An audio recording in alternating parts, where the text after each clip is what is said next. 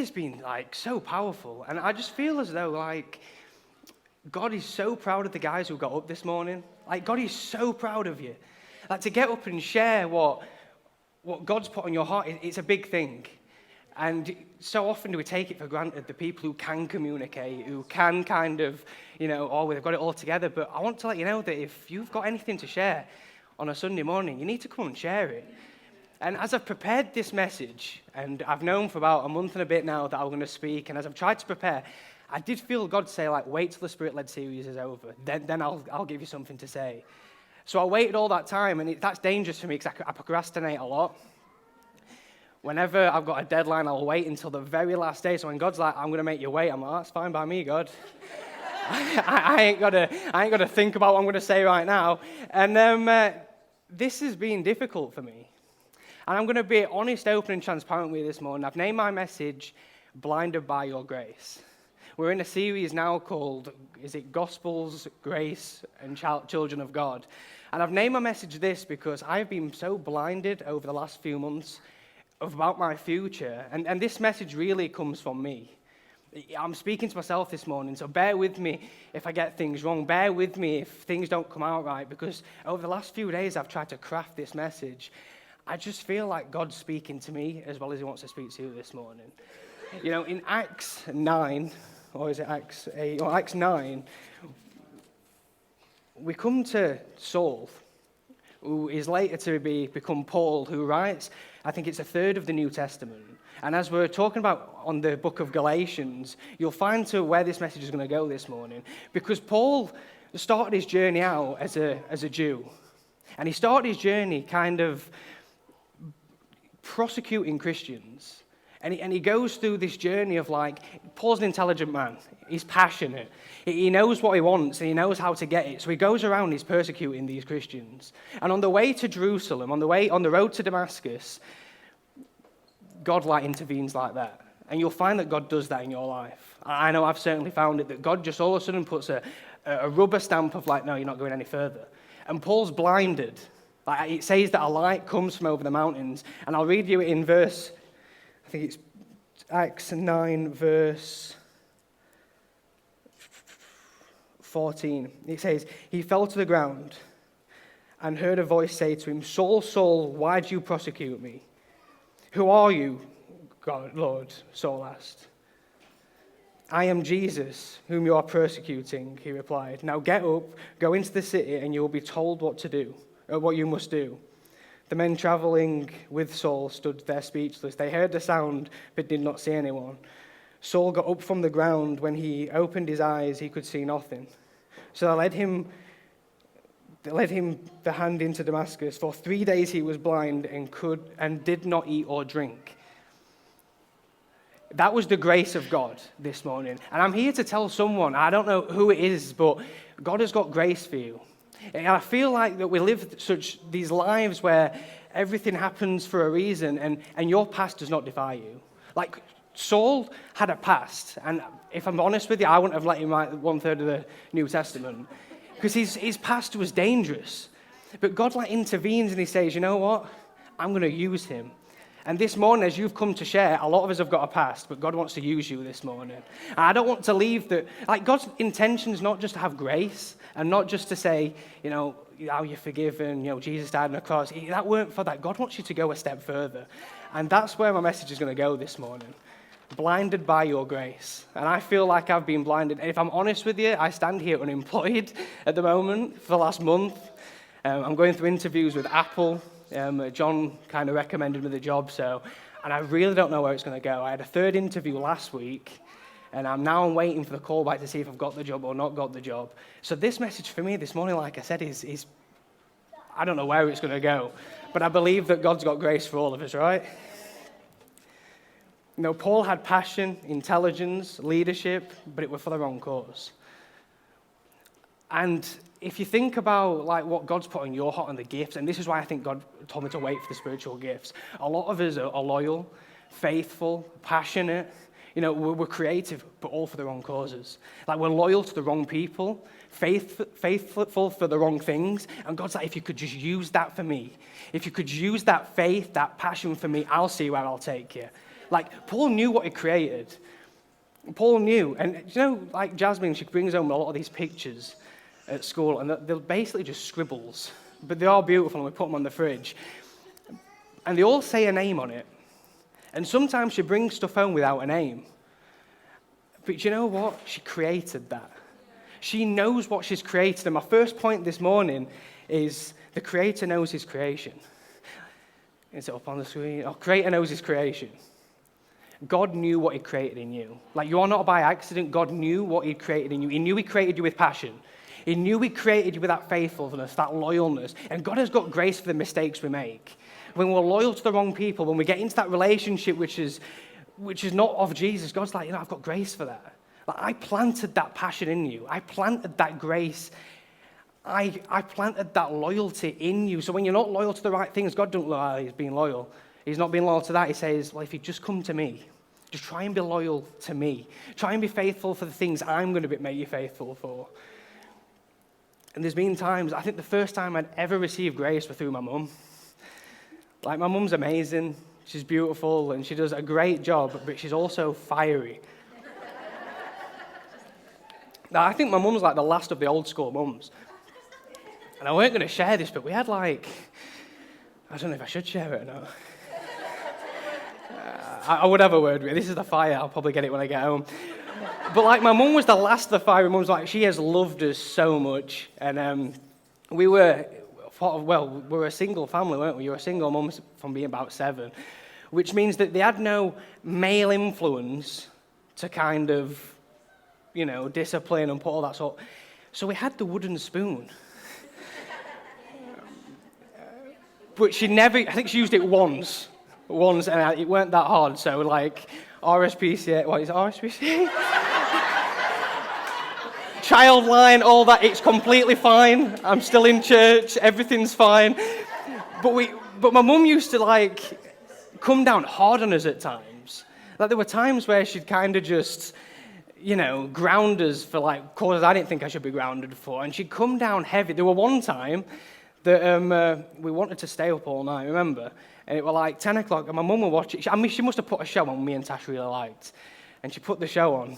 And she's like, kids, do you want to come and watch TV with me? I'm like, oh, yeah, sound. So we walks downstairs. She comes down, she goes, you on that wall, you on that wall. Face the wall, no leaning. So we're sat there facing the wall. We can't watch TV. My mum, puts the volume up louder. And and it was half an hour we had to stay up for, looking at a wall. Every time we turn around, 5 minutes got added on. Mum's like, do you want to stay up now? I'm like, no, tough. You wanted to stay up. And there were a time, I've never been scared of my mum, but I have been at the same time. I've always been able to open up to her. And there was a time where all my mates, we'd gone out and it had just snowed, and we were causing havoc around the neighbourhood, throwing snowballs at things and doing all that sort of stuff. And we made us way up to this marshland field, behind the back of our house. And it had a big hill on it for sledging, but it was 7 o'clock at night, so everything was pitch black. And about 10 of us thought, let's go up there. One of us can go home that way and we can go home this way and everything will be fine. So as we're walking and we're just talking and messing about, all of a sudden I feel like the ground below me is moving. And as we look around, because we knew that area quite well, we were on top of a lake. So now we've stopped messing about and we're trying to walk, and there's always that one lad who's bigger than all the other ones, and we're all trying to get away from him. But then he's following us, because he don't know this. I'm like, you go that way, and I'll go this way. As we're walking through the lake, it gives way. And we all ran. And as I just about got to the end of the lake, I fell in. And my boots, filled with this just ice-cold water. So I panicked. I jumped out. I had to take my boot off, and all this just icy water come out. I had to put my boot back on, do the same with the other one. Now I was scared, because I wanted to go out the next day sledging because it had only just snowed. So I get home, and my mum's like, everything all right? I'm like, yeah, fine. Everything's good. In pain, I go up, I put the shower on, I'll run myself a bath, and my legs just went purple. Now, have you ever been in a situation where you think everything's fine, but you need help? And you think everything's good, but you need help, but that help will either give you love or fire. And in this moment, I'm like, I do not know what to do. And I just shouted at my mum and I said, Mum, my legs are purple. And she's like, but why? I says, well, it's cold, isn't it? She goes, but you wore boots. I'm like, yeah, it's still cold. She goes, and I ended up opening up to her and I said, Mum, I fell in the lake. I fell in and everything's cold. I need a shower. I just need looking after. You know what? What I thought my mum would respond in discipline, she responded in grace. Because she knew that I was a responsible kid. She knew that I'd come home on time. She knew that whenever I said that I was going to be home, take 10 minutes off, I would be home within that time. And you know what? My mum just saw it as a learning curve for me. She told me, don't go up there late at night. That is a stupid idea. And that's what God does. He knows what he created. So when you make mistakes, he knows your heart behind it. He knows that you're in that situation, maybe because you just felt drawn to that. You know, when you're loyal to the wrong things, when you're with the wrong friendship group and you feel like you're drawn to town or you're drawn to doing things like Luke said last week, when we're drawn to the things that are not of God, God doesn't look at that and go, like, what a mistake he is. Like, I wish that I not made him. I wish that he weren't doing that. He just sees it as, if you come back to me. And maybe you don't know Jesus this morning, that is just a plea just to say, hey, just try it out. Pray. See what Jesus has got, because you'll find that the situations you used to find yourself in, you learn from. And the situations that you find yourself in once you know Jesus, you look back and you think, in that time, God's taught me so much.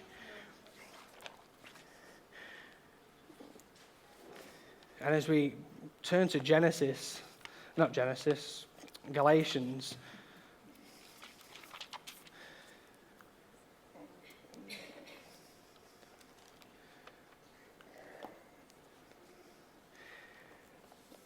it says, I want you to know, brothers and sisters, that the gospel I preach is not from human origin.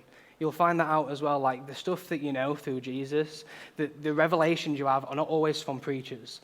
They're not always from like YouTube videos. Like God will give you stuff from when you read the word. So it's important that we get into worship and reading his Bible, because like everything we say on a Sunday morning as communicators and everything you hear on YouTube, that's not enough.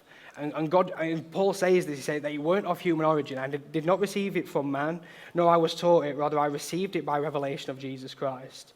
For you have heard my previous way of life in Judaism, how intensely I persecuted the church of God and tried to destroy it. I was advancing in Judaism beyond many of my own age.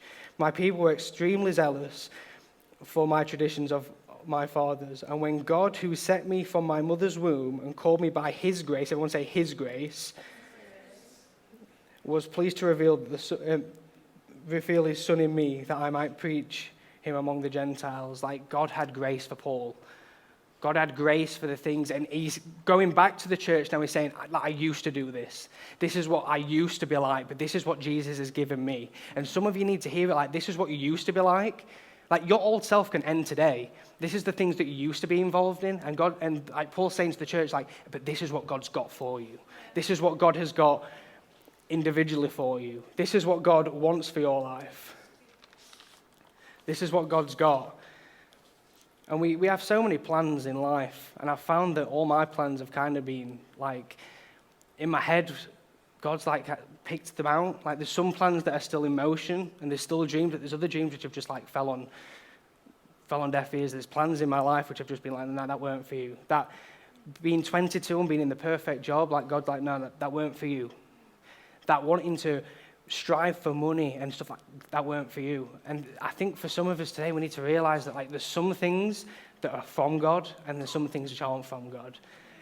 And I've found that from leaving school, all my friends or some of my friends are in really good jobs, and it seems as though like the ones who haven't got Jesus are doing well, and like me who like I try my hardest to stay within Jesus's realm, like I'm lost. Like I told some of my mates now, I'm like, I'm unemployed, I'm not doing this, I'm not doing that, but I've still got the faith. And a lot of them must see it as, well, like his faith, where's it taken him? But I'm believing in the next year or so, or the next probably couple of weeks, that people are going to look and think, you know what, with Jesus, it didn't discourage him. It didn't do anything about that.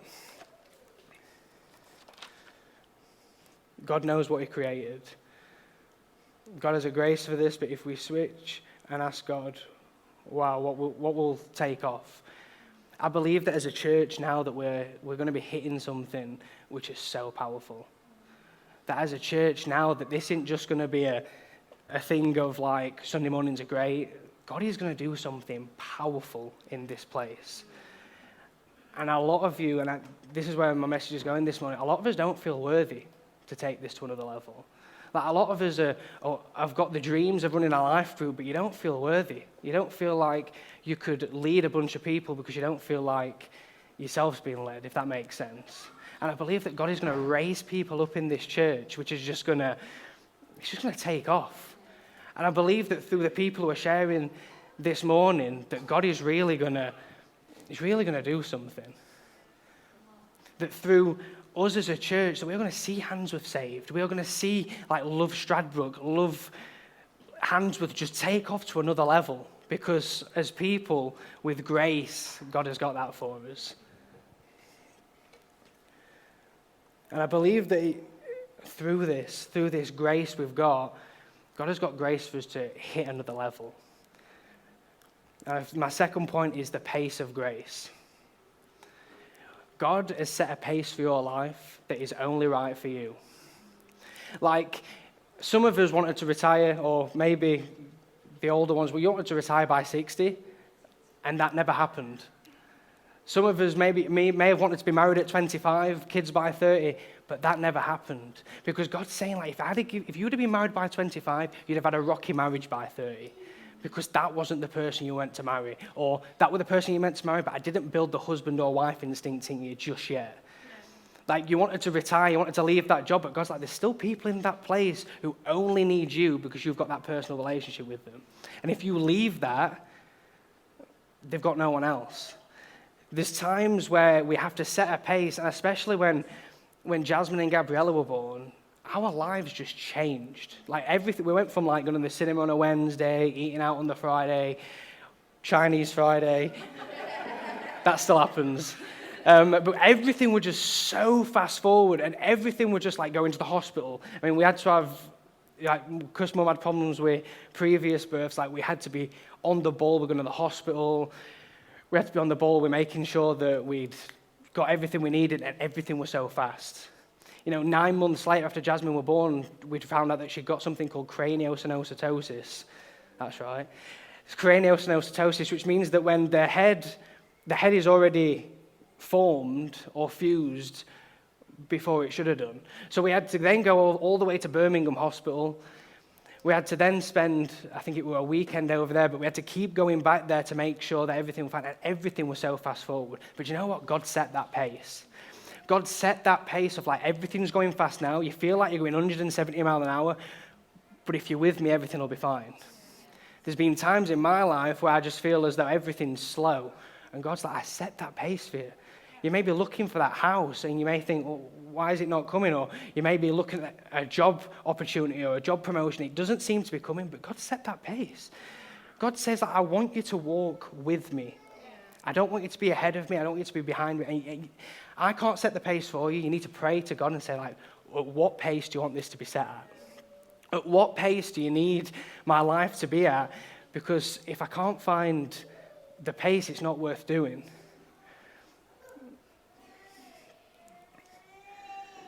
And as we turn to Mark 5,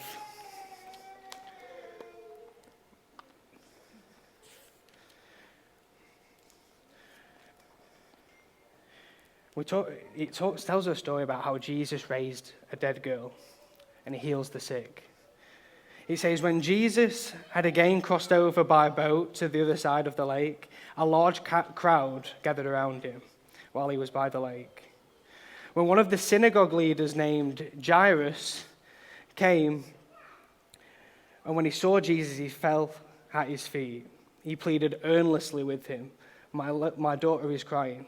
My daughter is dying, not crying. Sometimes we feel like we're pleading with God. And sometimes we feel like, God, if you just give me this, I can do this. God, if I just do that, if I could just get this dream, I could do this.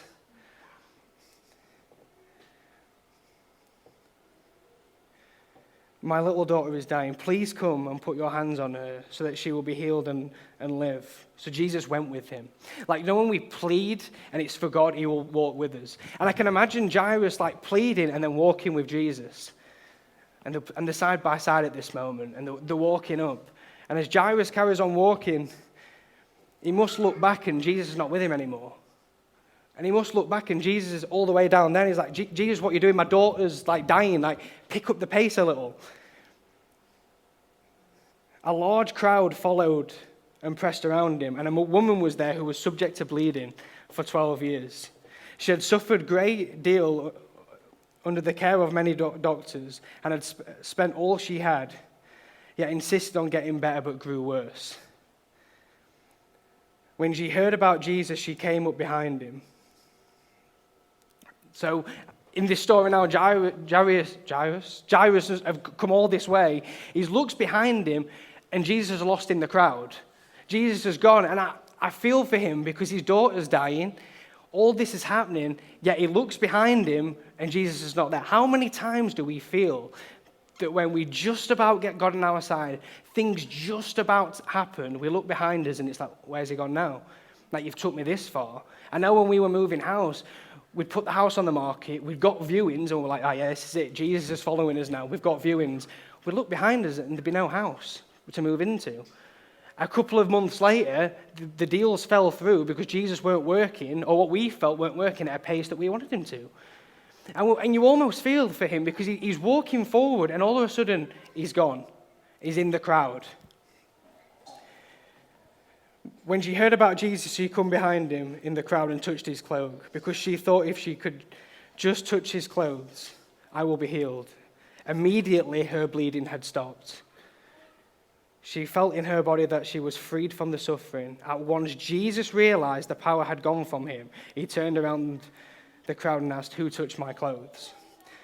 You see the people crowding against you, his disciples answered, and yet you ask, who touched me? But Jesus kept looking around to see who had done it. When the woman, knowing what had happened to her, came and fell at his feet, trembling with fear, told the whole truth, he said to her, daughter, your faith has healed you. Go in peace and be freed from the suffering. So you've got Jairus over here. You've got Jesus over there. He's healing someone else. He's doing other people's testimonies. On Testimony Sunday, when we have that, how many people feel like he's doing testimonies for them, but he's not doing it for me? Like, over here, God's working. My daughter's dying, and yet he's not following me. Like, my problems are bigger than that. Like, you could have come back and healed her, because we're on a time frame here. We put God in a box sometimes. And I felt like that. I felt like that in this season where, like, I feel as though God's with me. I get one interview. I get 2 interviews. I get 3 interviews. I'm like, hey, God's with me. I walk off to try and get the job, and he's over there. I'm like, God, you realize that I need you now. I need you to come back now. And then you hear other people who've got jobs. You hear other people who are doing well, and you think, Jesus, where are you? While Jesus was speaking, some of the people came from the house of Jairus, the synagogue leader. Your daughter is dead, they said. Why bother the teacher anymore? I've been guilty of that. I've said, God, what's the point now? Like, that opportunity is gone. Like, Jairus was so close to getting the healing he wanted in his head. He was so close, and he got Jesus on his side. It was almost cruel because he'd gone ahead. Jesus had not gone at his pace, and then all of a sudden, like, his daughter's died. Overhearing what they said, Jesus told him, don't be afraid, just believe. He did not let anyone follow him except Peter, James and John, the brother of James. When they came home from the synagogue, when they come to the home of the synagogue leader, Jesus saw a commotion with people crying and wailing. Loudly he went in and said to them, why all this commotion and wailing? The child is not dead but asleep. But they laughed. I'm going to tell you this morning that when things happen, when things fall through, people will laugh at you because they will see that you had faith in something, and that faith no longer seems to have got you there. Like, Jairus had gone this far, but he'd not gone at Jesus' pace.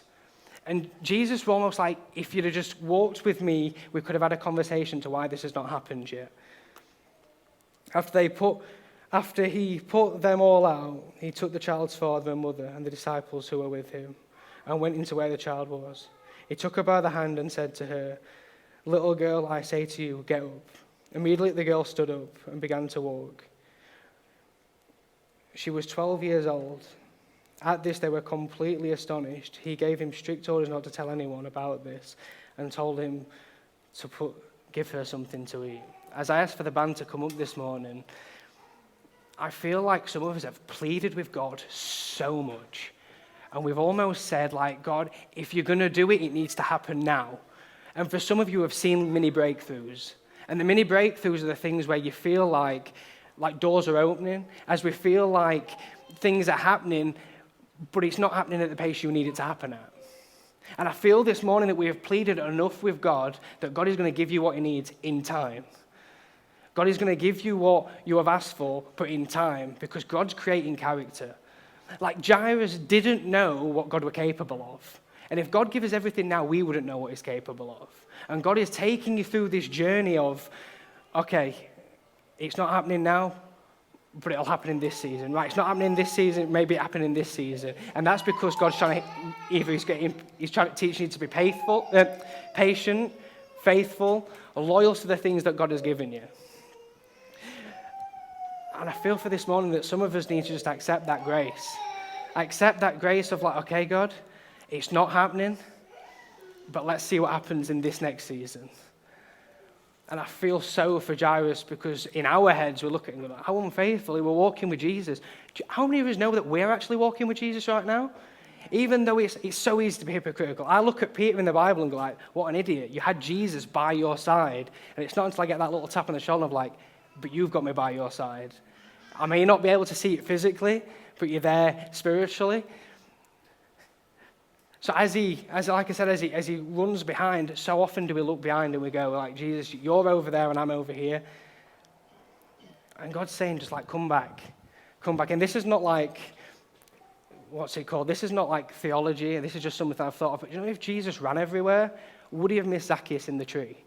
If Jesus would have ran absolutely everywhere, would he have had the time for the small details? Because Jesus is all about the small details in your life. So when you feel as though you're walking, when you feel as though things aren't going to happen, it's because he's on about the finest details of your life.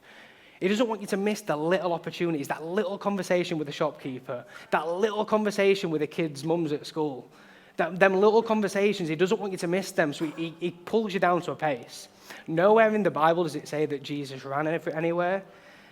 Nowhere does it say Jesus were hesitant. Nowhere does it say that Jesus ran to the child. It's all about walking. And our king came on an animal which was a donkey, the only walking animal. Like the donkey doesn't run, Jesus doesn't run. And my message to you this morning is, can you walk with Jesus? Like sometimes you need to be at a fast pace, but most of the time Jesus is like, just walk. Most of the time, Jesus is like, I need the finest details of your life, and I've got grace for that. I've got grace for your mistakes. I've got grace for when you come up here on a Sunday morning to share a testimony, it doesn't go smoothly. Because one day, like something powerful is going to happen through them testimonies. I already believe that they are happening. I already believe that as Luke and Leah at the moment, or forever, well, not at the moment, are going to empower people the next 6 months. No, I believe that as Luke and Leah are empowering people, we need to embrace that. We need to embrace them gifts, them callings. Some of you have got ministries inside of you that you didn't even realize you had. Some of you have got ministries inside of you that would change hands with, but it's taking that step. Some of us have things inside of it we're so scared to share. Like, in years to come, I don't believe we're just going to have food banks and tiny tots and youth ministries. I believe we could have like mums groups, like homeless groups, like people who are, who are addicted to stuff. And I believe that there's people who are the key for that. That people are going to come in and, mentor young people into these certain areas. But it all starts from, can you accept the grace of Jesus? Can you accept that you've had a past, but that past doesn't just finish here? It doesn't mean that like, oh, everything's good now, we'll just live a life which is, fine. We come to church on a Sunday. God's like, I need you up here. You know, it could have been so easy for him to have saved Paul and to have kind of said, that's it. You know, you're just going to live a life for me. But he took him to a different light. One thing I did forget to mention is that he was called Saul, but he changed his name to Paul. God is going to change the names of some of you in here because you were known as, oh, that crazy woman. Or you were known as that man with, you know, all the addictions. You know, people put labels on us. People, you know, how many times have you referred to someone as, oh, it's that neighbor with all the cats? Or it's that neighbor who pops everyone's balls. It's that neighbor who's just not a good person. How many times have you been labeled, you know, you're the one with the, I don't know, I'm not trying to be rude. But God's going to change your name this morning. God's going to change you. You're the one who was Spirit-led. You was one who took God with you. You're the one with passion and faithful and loyalty. You're the one who's going to set Handsworth on fire. Is that good this morning, church? I hope that's been communicated in the best way possible. But I believe that God's got so much more for us as a church. You know, we're going to worship at the moment. Well, we're going to worship now. So why don't you stand to your feet? God has got so much grace. And you know, some of us this morning need to just accept that grace and say, you know what? This is where I used to be. This is who I used to be, but God changed my name and take me to a different place. Like, I don't want to be just stood here in this place and be like, is this all you've got for me, Jesus? Is this all it's about? You know, we've got a room upstairs which needs filling. We've got a room upstairs where people are just going to come and find Jesus for the first time. But in this moment, God's on about the smallest details. It'd be so easy for him just to give us that upstairs. It'd be so easy for that cafe to be changed and to be transformed into the best cafe ever. But God's on about the small detail. He's trying to build people up. So, Father, I pray in this moment, and everyone under my voice, that give us passions, Father. You've got grace for everything that you created us to be. The mistakes we've had, the mistakes that we've made, Father, I just pray right now you have grace for all of that, Jesus. And I pray that you will take us to different heights, different levels, Father, that as we leave from this place, Father, you are so interested in the fine details. Father, help us to learn to walk with you and not to run past you. Father, help us just to get into your word, to listen to the people who are of you, Father, and not the things that aren't of you, Father. And Father, I believe that as we start to meditate and run after you, Father, I believe that things can be changed. In Jesus' name I pray. Amen.